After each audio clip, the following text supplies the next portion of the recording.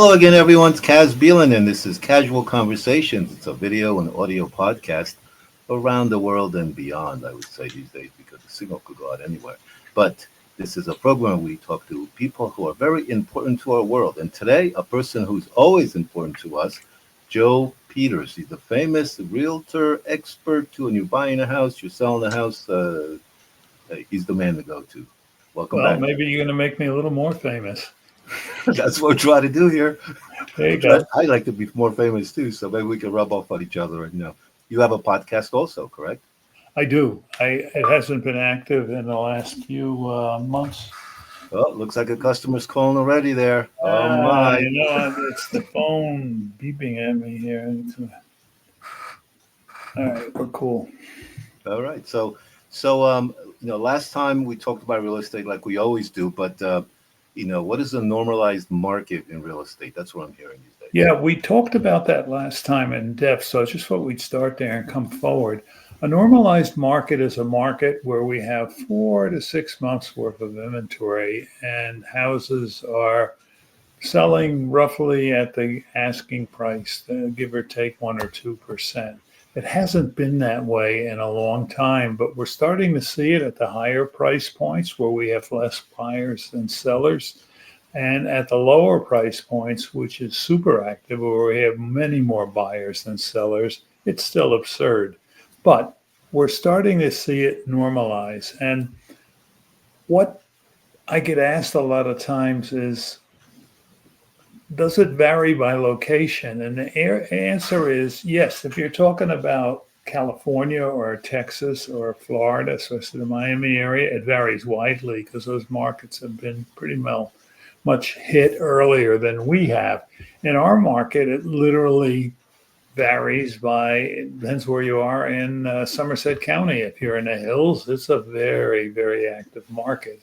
If you're in Manville or maybe some of the other more outlying areas, it's less active. So it varies, but 4 to 6 months is where we try to be in order to have normalized pricing. Now, what happens if we are in a buyer's market? Well, if we're in a buyer's market, it means we have more sellers trying to sell their house than we have buyers trying to buy their house. And then if we're in a seller's market, it's just the opposite. We have more buyers than we have sellers. And that's where we are typically up to about 900,000, a million, depending on where you are in the county. And when you have more buyers than sellers, prices are typically going up. And when you have more sellers than buyers, prices are typically coming down a little. Right now in Hunterdon County, we're sitting with about 1.7, 1.8 months worth of inventory. So we're not even halfway to the low mark of a normalized market. But if you get up to the $1 million, $1.5 million range, it slows down quite a bit, which is what I think I said in the last conversation. If you get into Somerset County, a little closer to New York, we're sitting at about 1.5 months worth of inventory. And there's very few slow spots in either county, but they're both rocking along and adding to people's prices. So how do we gauge this? Let's talk about months supply to start with. How do we decide how many months of inventory we have? Well, we divide everything that went under contract in the last 30 days. Some of it may have sold, some of it may be an attorney review, some of it might have gone under contract just yesterday. We take all of those and we add them up unit-wise, and then we take the total inventory and we divide units into it. And let's say we sold 75 houses in the last 30 days, and we have 225 on the market. Well, you divide the 75 into 225, you have 3 months worth of inventory. So it's pretty easy. And then there's another measurement that comes along too called days on market. And days on market, when you're looking at a house as a buyer, is a key indicator to you as to whether or not that house is priced correctly. In this market, we're saying if the house is on the market more than 10 days and you don't have a contract, you're probably a little too aggressive on your price. So What we're looking at in Somerset County is about 30 days on the market, about 1 month's worth of inventory, 1 month to sell a house. In Hunterdon County, it's about 40 days. It takes a little longer, and quite honestly, the market isn't any slower. We just sold it all already, so it's taking longer for people to find a house. We're trying to do this on the entire state, and if you look at the entire state of New Jersey, it's a 2.1 months worth of inventory. So we're doing pretty good as a state, but what can I say? Negative sales sell. When you put on TV and somebody's talking about disaster, that's what people want to tune into and listen. So they sort of follow the market, and they'll have somebody from Miami where all the way back to where that building fell down. Miami got oversold, and now it's very expensive to maintain because of the new statutes they put into place so more buildings don't fall down. And secondly, they put a lot of insurance into place. So people who may have gone to Miami with the dream of living a view of the shore and paying maybe $1,200, $1,500 a month out of their insurance, which they can easily do. Well, now it may be $4,000 or $5,000 because the insurance rates went up and the maintenance on it, the HOA went up. So between the two of them, we're seeing a lot of turnover, and people are getting out of those types of markets. Hey, Joe, hold on a second. I have a question. Yeah. You're talking about disasters. I mean, I live in the central Jersey area, pretty much where you reside in New York. I don't want to say where, but somewhere Right. Central Jersey, beautiful area.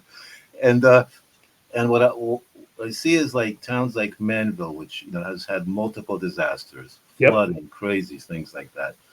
And I travel through there, way to Princeton, down south and up north and everything. And sometimes I see, just looking out different properties, researching either for an interview with you or something, and suddenly I see in Manville, of all places, properties are like $300,000-$400,000 and up, which traditionally has been known as a blue collar. That's Right. the term and everything. And Hillsborough, Montgomery next door, and some of them are the same or even less. And I'm like, what the heck is going on? You talk about normalizing. Well, Manville gets a pretty bad rap because it does flood. You got the Raritan River, and every 4 or 5 years it gets flooded. But only 10 to 15% of Manville floods. But the rest of it sort of gets flood locked. You can't get home. You can't get out. And as a result of it, it's pretty difficult to sell a house in Manville at a very high price. I remember, got to be going back 15 years. I was listing a house, and I looked at what sold in Manville then, and not a house that sold over $300,000. Today, you could probably easily double or triple that. I don't think you could triple it. I don't think spending in Manville going to go in the 900s, but you get into fives or sixes. But that same house, a town over like Bridgewater, would sell at 50% more. And that's because that's where people want to live. And that's sort of a driver we don't talk about too often is where do people want to live? Well, until COVID, they wanted to live in an area where it was easy to commute to New York. And as a result, they would come all the way out on 78 and get to like Warren, Watchung, and it was like heaven. And you get off and this is it. This is where I want to live. Well, the houses are $1.1 million, $1.5 million. So if they get in a car, they drive a little further. But the areas they typically chose were Bridgewater, very hot area in Somerset County. The areas that surround the Bridgewater, the hills, Warren, Watchung, still very popular. Branchburg, which is the first town as you come into Hunterdon County. And then Clinton Township, Reddington, Raritan, which surrounds the Flemington area. Of all the houses we sell in Somerset and Hunterdon County, more than half are in those areas. And they're only about, I would say, 20% of the total area.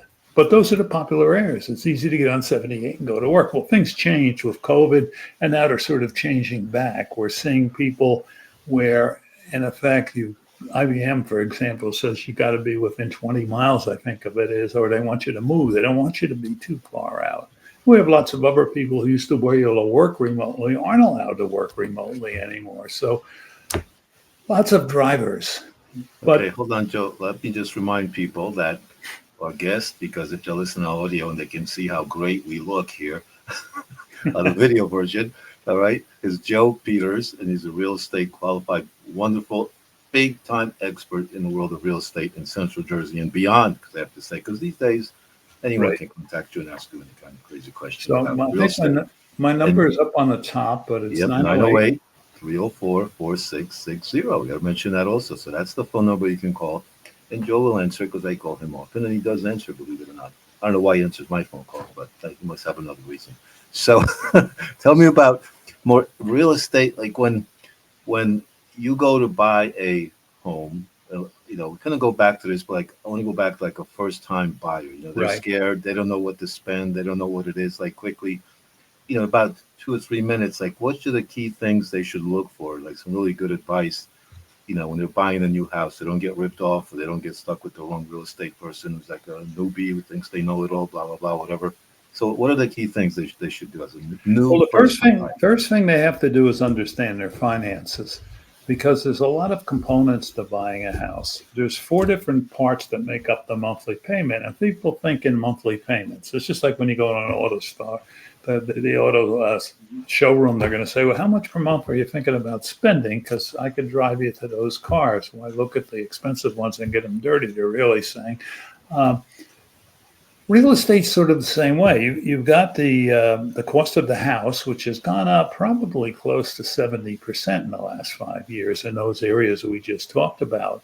Then you've got the cost of the insurance, the cost of the taxes. Both of those have gone up. Insurance has gone up because of things like California, which is reinsured all over the country. Everybody owns a little bit of that insurance liability. So rates have gone up, and it's kind of expensive to insure a house anymore.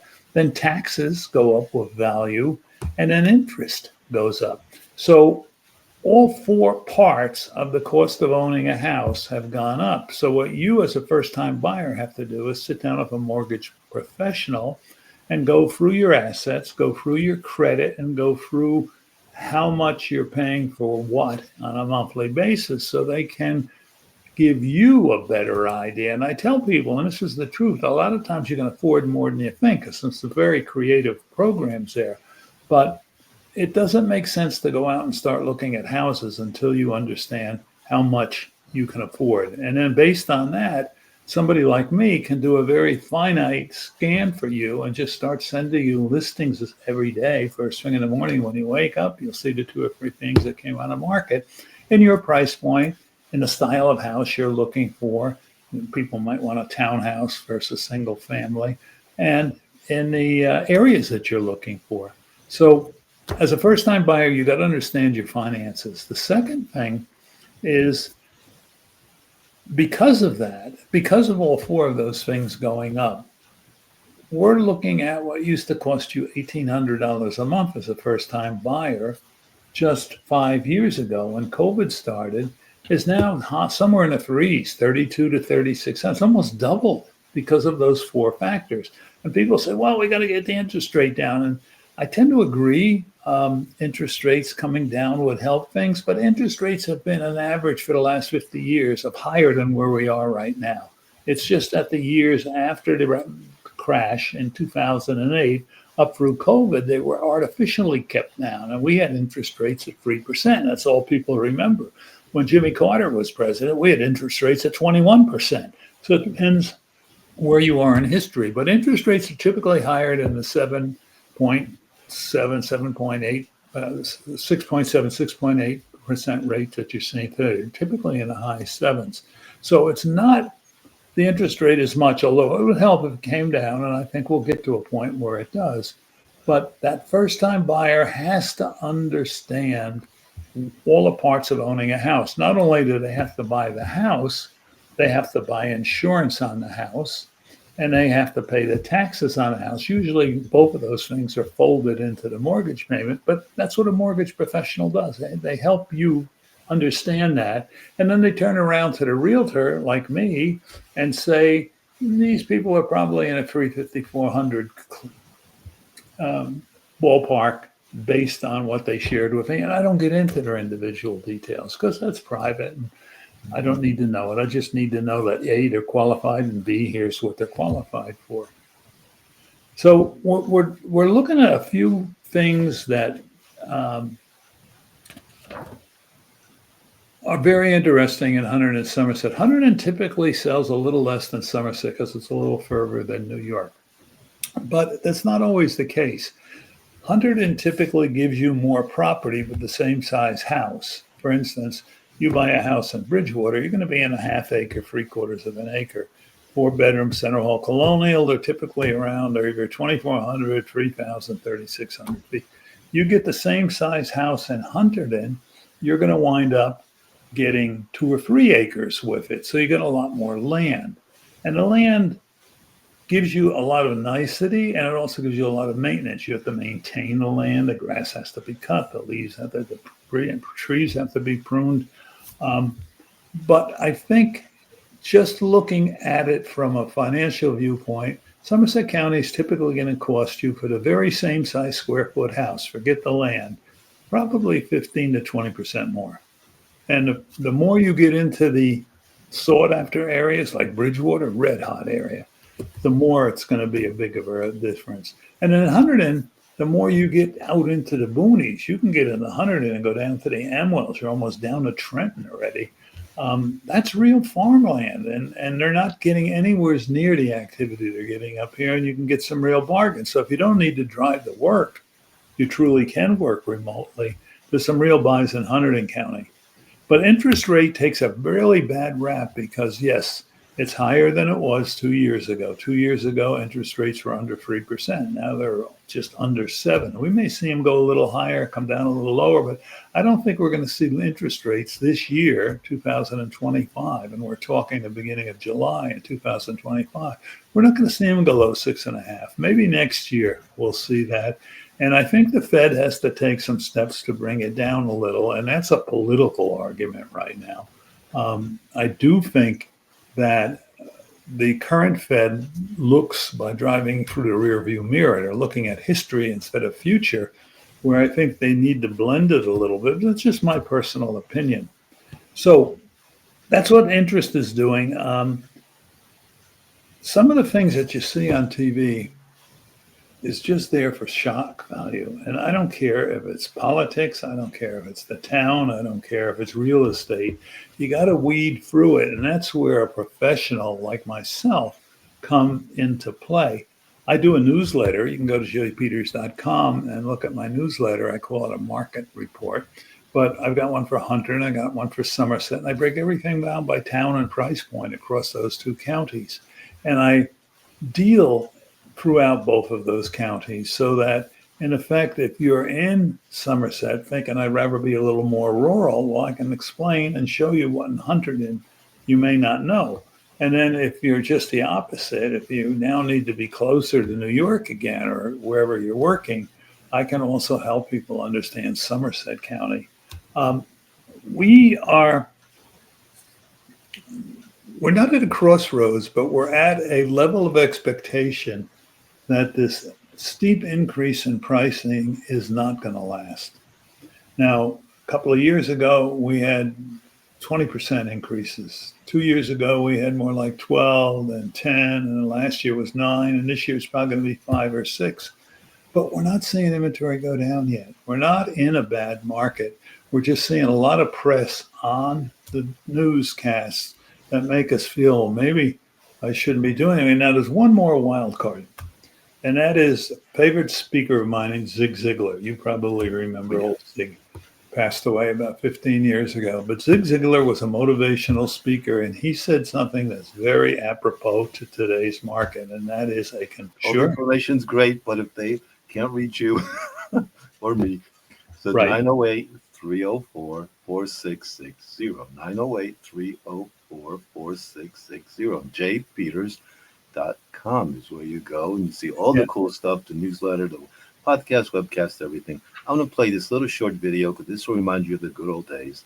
Okay, this is very short, a couple of seconds, but it's kind of, if you're watching, this is why you should watch the video version, not just listen to it. All right, we're back in 13 seconds. Check this out. Go for it.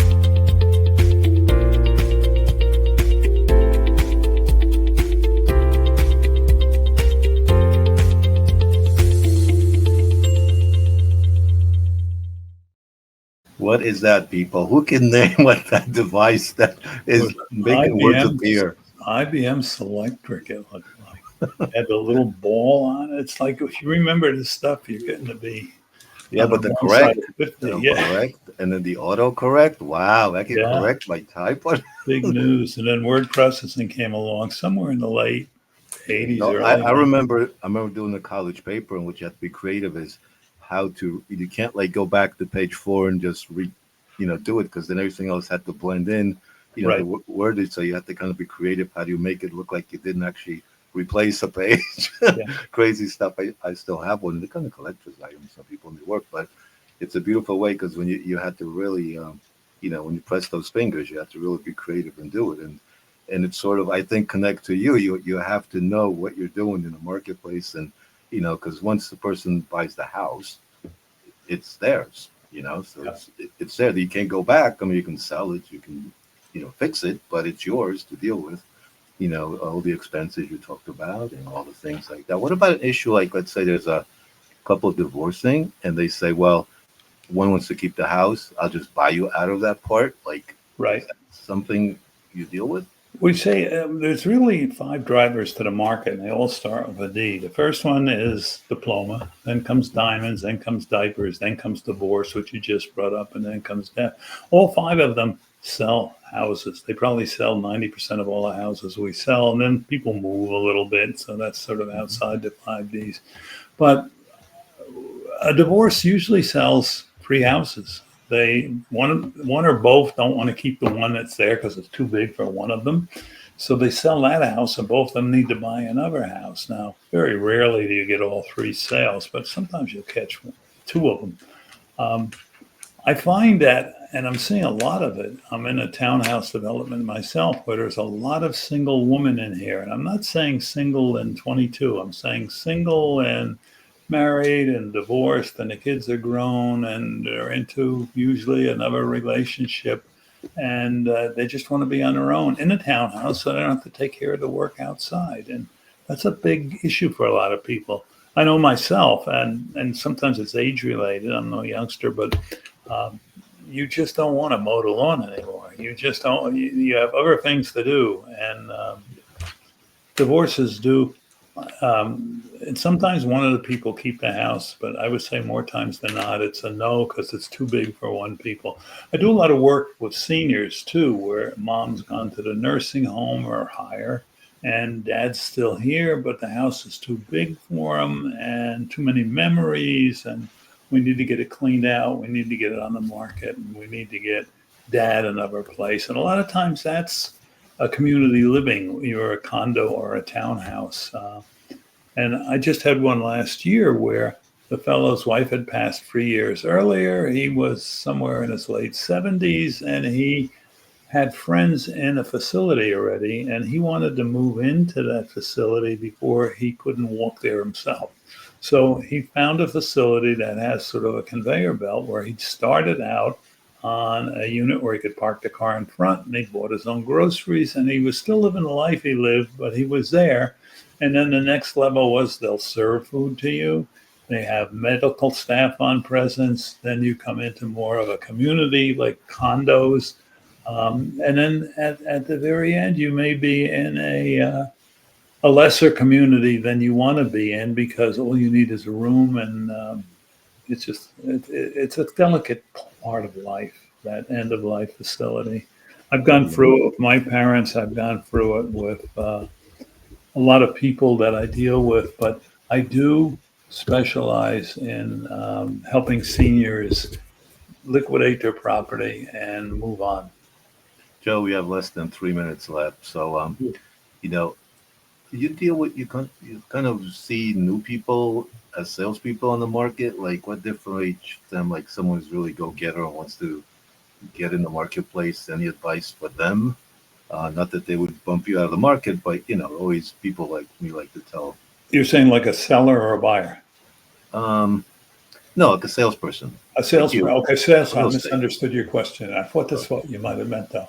A salesperson is real estate looks easy because most real estate agencies, every agent has to work for an agency. An agency is where you hang your shingle, and that's where you do business out of that. So if you're just working over the phone, people don't know where you're at. Agencies bring people in and they say you can earn maybe 50, 60,000 on your first year. And some people do. But what they are doing is helping you learn things. And then they're capitalizing on the fact that you have about 16 relatives that are possible to get business out of. And then one or two of those people will do something in the next year or two.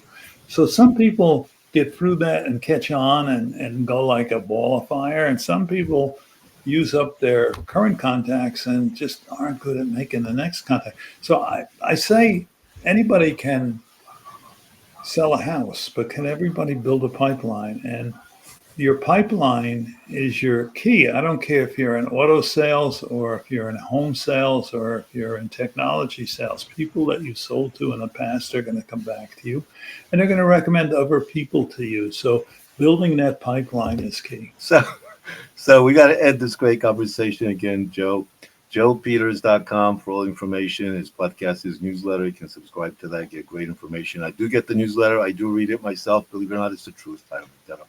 And 908-304-4660. So, And Joe. The message I could give is I don't bite. Just call me, the same conversational tone that you're hearing today. I'm meeting some people tomorrow that just want to price their house out to know what it's worth. And I've got some tools to do it. And then I could show them, here's how you got to figure out how it's competing with others. And they're going to do something in a year or two. Maybe they'll do something this year, but I'll do 20 of those for every time somebody does something this year. Yep. So I do help people understand what's going on in the market and how their situation, whether it be a buyer or a seller or both, fits into what's going on in the market. Love to help you. And I've been doing this now for close to 20 years and probably sold 400 or 500 houses in that. So I have a lot of experience, good people person, very well organized. I came out of the corporate world, so I've got good disciplines as far as how to organize things and get things done. As a matter of fact, Mr. Wonderful on, what is it called? Shark Tank. Yes. He had a guy came on one day and he says, so what is your position in the company? He says, I'm VP of MIH. He says, what the heck is a VP of MIH? He says, I make it happen. Awesome. And that's sort of the way I look at myself. I can make things happen and I can do it in a way that everybody walks away friendly. And sometimes you got to be strenuous about it. And sometimes you can just say, here's what you got to do next. And they weren't thinking of that step. But let me make it happen for you. That's my message. Well, time to make it happen, to make the end of this show happen here. Casual Conversations. And this is why I like talking to Joe, all right? It's not a good working relationship here. We work very well together. And once every quarter, we get together, discuss real estate and other things. Sometimes we bring other issues up. And that's why I hang out with you. So why do you hang out with me, Joe? I hang out with you because you get the word out. I mean, we talk once a quarter and we do a quarterly update like we just did. And then we talk in between. And we both belong to the Chamber of Commerce in Somerset. And I also belong to the Hunterdon Chamber of Commerce. And we both know a lot of people. So I can't tell you how many people. And if you're sitting there saying you need a speaker at one of your men's or women's groups, think of me. I can come in a half hour, 20 slides, tell you what's going on in the market. And 4 or 5 of those people out of 30 will call me in the next 5 years with either somebody that they know that's selling or they're thinking of selling. It's that kind of a business. Give me a call, 908-304-4660. What he said, folks, is 908-304-4660. Memorize that number and share it with everybody. If you're buying and selling a house, just want to hang around with Joe and talk about real estate. Hey, he'll do that too, I should. Right, Joe? Right. Yeah. Thank you very much. See you soon at the next Casual Conversations. Bye, everyone.